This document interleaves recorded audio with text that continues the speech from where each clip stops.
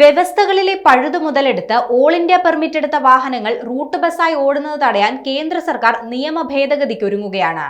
കേരളം ഉൾപ്പെടെയുള്ള ദക്ഷിണേന്ത്യൻ സംസ്ഥാനങ്ങൾ ഓൾ ഇന്ത്യ പെർമിറ്റ് ദുരുപയോഗത്തിനെതിരെ പരാതിപ്പെട്ട പശ്ചാത്തലത്തിൽ കൂടിയാണ് കേന്ദ്രത്തിന്റെ ഈ നീക്കം. പെർമിറ്റിൽ ചില അവ്യക്തതകൾ നിലനിന്നത് ഒഴിവാക്കുന്നതാണ് ഭേദഗതി. റൂട്ട് സമയം, ടിക്കറ്റ് നിരക്ക് എന്നിവ പ്രഖ്യാപിച്ച് റൂട്ട് സർവീസ് പോലെ ഓടുന്നത് ഈ ഭേദഗതി തടയും. ഒരു കൂട്ടം സഞ്ചാരികളെ ഒരു സ്ഥലത്തു നിന്നും മറ്റൊരു സ്ഥലത്തേക്ക് കരാർ വ്യവസ്ഥയിൽ കൊണ്ടുപോകാൻ മാത്രമായിരിക്കും അനുമതി. നിലവിലെ കോൺട്രാക്ട് കാരേജുകൾക്ക് തുല്യമാണിത്.